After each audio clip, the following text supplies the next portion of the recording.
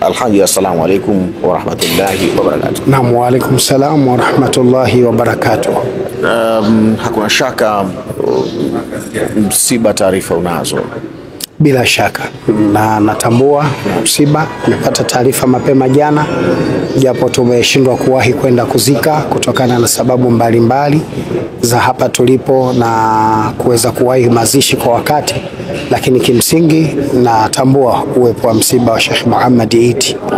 Sheikh Muhammad Idi kwenye nafasi aliyokuwa nayo ya mwanazuoni miongoni mwa wanazuoni wakubwa kabisa katika nchi yetu ya Tanzania, kwanza nifahamu ulikuwa wapi wakati unapata taarifa ya msiba na ilikuwaje?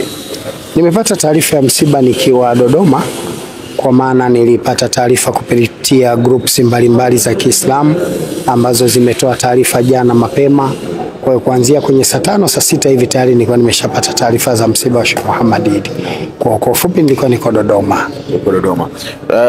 Unaweza kumuelezea vipi wakati wa uhai wake na nafasi yake katika dini ya Uislamu, yale alikuwa akiyafanya? Sheikh Muhammad Idi ni moja kati ya mashehe wa kuigwa wa mifano sana, kwa sababu ya maisha yake binafsi, kwa sababu ana nafasi kama 3, 4, 5 ninazoweza kumzungumza nazo Sheikh Muhammad Idi. Ya kwanza, Sheikh Muhammad Idi alikuwa ni mtatuzi mzuri wa migogoro ya ndoa, na katika watu ambao amejaribu kwa kiasi kikubwa kuzilinda ndoa za watu, yeye Mwenyezi Mungu amrehemu, nimeshuhudia kesi mbalimbali za kiimani za kindoa alizopelekewa na kwenda kuzitatua. Lakini pia Sheikh Muhammad Idi alikuwa ni mtatuzi mzuri wa migogoro ya mirathi. Watu mbalimbali ambao wamefiwa na wazazi wao na wakawa wanakinzana utaratibu wa kurithi, yeye amekuwa akiwatolea maelezo na nikiri kwamba watu wengi walifaidika katika hilo. Lakini pia Sheikh Muhammad Idi alikuwa mwalimu mzuri wa kuzungumzia kesi za mirathi na ndoa, yani kuzizungumza kwenye vyombo vya habari, kutoa mafundisho yanayohusiana na swala la ndoa na mirathi kwa ujumla wake. Sheikh Muhammad Idi alikuwa ni mmoja kati ya watu ambao wamefanya kazi kubwa na ni mashehe wazuri kabisa. Lakini ni mmoja wa mashehe ambaye alikuwa akijaribu kutatua migogoro inayotokana na msimamo wa mwandamo na wa mwezi, swala zima la muda wa kufunga, muda wa kusimama hija, Arafa na kadhalika. Ni moja kati ambao watu ambao wametoa hoja za msingi sana katika kutetea au kuelezea. Lakini pia ni shekhe pekee amewahi kuwa wazi kwamba pale mtu anapoona msimamo wake haulingani na msimamo wa mwingine, asiulazimishe msimamo wa mwingine kuwa lazima uwe kama wa kwake, wala asilazimishe wa kwake uwe kama wa mwingine. Madhari hatutoki katika dini kuhitalafiana katika Uislamu kupo, kulikokatazwa katika Uislamu ni kufarikiana. Kwa hiyo amekuwa na hilo pia. Lakini Sheikh Muhammad Idi amekuwa ni shekhe ambaye alikuwa anaweza kuishi na watu wa malika yote. Vijana alikuwa nao, wazee alikuwa nao, wanachuoni alikuwa nao. Ikumbuke mpaka anaondoka duniani pia alikuwa ni mmoja kati ya mtendaji mkuu wa haya ulamau, yani baraza la wanachuoni wa Tanzania. Yeye ndo alikuwa mtendaji na mratibu mkuu wa baraza hilo, na ndio mtu ambaye alikuwa anakaa ofisini masaa 24/7 alikuwa anakuepo pale muda wote. Unaweza kwenda ofisini pale saa 6 usiku ukamkuta yuko pale anaendelea ima kusoma ama kutatua changamoto za watu na kadhalika. Wallahi, siku moja niliwahi kumuuliza, kaka, unapata muda gani wa kukaa nyumbani na familia? Aliniambia, kazi zetu unaweza kuwaruhusu mpaka machizi wa kupigia simu. Simu zangu hizi kaka, mimi hata machizi wanapiga simu saa 8 usiku, mtaweza kupigia simu akwambia nakusalimia. Kwa hiyo nimejaribu kuwaelekeza wake zangu waone namna ambavyo wanatakiwa kuishi na mimi kwa sababu ya majukumu niliyoyabeba katika kutatua changamoto za Uislamu na kuwapelekea mbele Waislamu. Kwa hiyo Sheikh Muhammad Idi alikuwa ni mtu wa hivyo, lakini ni mwana msomi mzuri aliyekuwa akizungumzia swala la amani. Sheikh Muhammad Idi ndio mwandishi pekee Muislamu aliyezungumza nguzo kadhaa za amani katika taifa letu la Tanzania na jumla na duniani duniani kwa ujumla. Aliandika kitabu kinachozungumzia mambo ya amani, kitabu ambacho mimi alinipatia bure, nilikisoma na nilijifunza vitu vingi, na ndio maana tangu wakati ule nilikuwa mwalimu mzuri sana wa kuelekeza namna ya kuitunza amani kwa mujibu wa mafundisho ya Uislamu. Kwa Sheikh Muhammad Idi, tukitaka kuhadithia habari zake tunaweza tukamaliza mwezi, mwaka, lakini matamu na mazuri yake hatuwezi kuyamaliza kuyazungumza. Kimsingi alikuwa mmoja kati wa mashekhe wa mfano wa kuigwa. Umeshawahi katika nafasi yako hii na namna ambavyo alivyokuwa anafanya kazi, kuna sehemu mlikutana na mkashirikiana na mkafanya jambo? Mara kadhaa katika harakati za dini. Kaka yangu yule nimefanya naye mara kadhaa, sio moja, sio mbili, sio tatu, mikutano kadhaa tumekutana na kufanya dini. Lakini pia kwangu amekuwa mwalimu, kwa sababu ni moja watu ambao katika maisha yake aliwahi kunipa fursa ya kunipa private number yake ya familia na kunitaka niongee na yeye hata kama ni saa 8 usiku.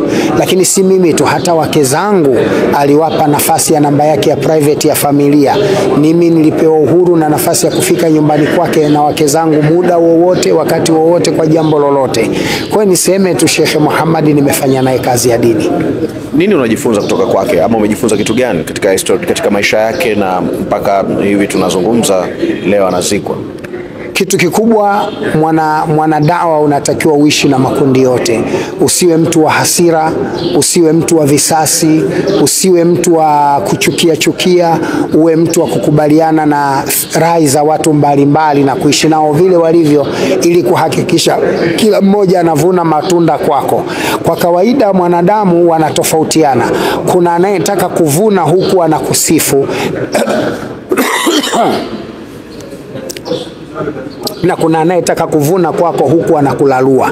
Wapo pia nyuki ana asali, lakini yapo makundi ya watu anapotaka kwenda kuchukua asali lazima amchome moto nyuki kwanza. Haina maana anamchukia nyuki, bali anahofia kuchukua asali bila ya kupata ukaribu naye au kuweka ukaribu naye. Sasa mimi nilichojifunza kwa Sheikh Muhammad ni mmoja watu ambao alikuwa anaweza kuongea na mtu ambaye alikuwa anamsema vibaya, anamtukana, anamkejeli, anamkebehi, yeye alikuwa ni mtu wa kukaa na kuzungumza naye, na alikuwa anakubali suruhu pale inapotakiwa suruhu ya kuwapatanisha au kumpatanisha na watu ambao pengine walikwazana katika mitazamo. Kwa hiyo Sheikh Muhammad Idi ni moja kati wa mashekhe wa mfano wa kuigwa katika nchi ya Tanzania, na naamini katika ahlul janna. Mimi sina mashaka kuwa ni miongoni mwa watu wa peponi. Ana mema mengi ameyafanya ambayo sitaki kuamini kwamba ana maasi anaweza kuvunja mema yake. Kwa hiyo naamini ni katika mashekhe wema na katika mashekhe watakaolipwa janna na Mwenyezi Mungu kwa kazi kubwa aliyoifanya. Taarifa za msiba wake kidogo zimekuwa za kushtusha kwa sababu baada ya kutoka taarifa nyuma hakukuwa na taarifa kwamba alikuwa labda anaumwa na alikuwa labda ana jambo ambalo limetokea la ghafla, kwa mfano labda ajali na vitu kama hivyo. Tumekuja kusikia tu kama amefariki dunia, japo maelezo ya kutosheleza hatujayapata kuhusiana na nini kimemtokea hasa. Hiki kinatufundisha nini sasa? Ni maneno ya Mtume sallallahu alayhi wasallam, anasema almautu yati baktatan, mauti unakuja kama ghafla. Almautu yati baktatan, mauti unakuja ghafla. Hakuna anayejiandaa wala kujipanga kwenye swala la umauti. Kwa hiyo ninachotaka niseme tu, hii tunatoka tujifunze sisi tulio hai kwamba hakuna mwenye garantia ya uhai, wala haihitaji mpaka uumwe sana watu wapewe taarifa, wakutembelee, wakupe pole. Wakati mwingine anaweza kuja ghafla, ukaumwa asubuhi ukafariki jioni. Haya ndiyo mipango ya Mwenyezi Mungu katika uhai wetu, kwamba uhai wa mwanadamu unashikiliwa na maamuzi ya Mwenyezi Mungu. Muda anapokuhitaji anakuita, na hakuna wa kuzuia wito wake pale atakapokuhitaji Mola wako. Kwa hiyo tuishi kwa tahadhari, kwa maana ya kufanya ibada, kujiepusha na maasi, lakini kuongeza kasi ya mema ili kuhakikisha kwamba akhera kwetu inakuwa bora kuliko dunia yetu. Neno lako labda kwa kusema, unazungumza na umma unakutazama hapa, kifo cha Sheikh Muhammad Idi, lakini pia kuna jambo inawezekana unatamani kulisema ambalo sijakuuliza juu ya kifo cha Sheikh Muhammad Idi, lakini pia maisha yake kwa ujumla. Kwa ufupi ni waombe tu Waislamu Tanzania na duniani kwa ujumla, mahali popote walipo, tukithirishe dua kwake, kwa sababu mwendo ameumaliza na hana amali nyingine atakazochuma baada ya hapa.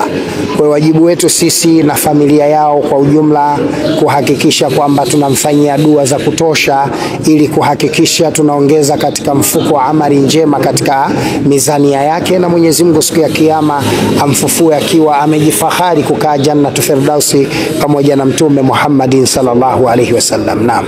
Nikushukuru sana Alhaji. Asante, nashukuru pia. Asante sana. Nashukuru sana. Asante sana. Mtazamaji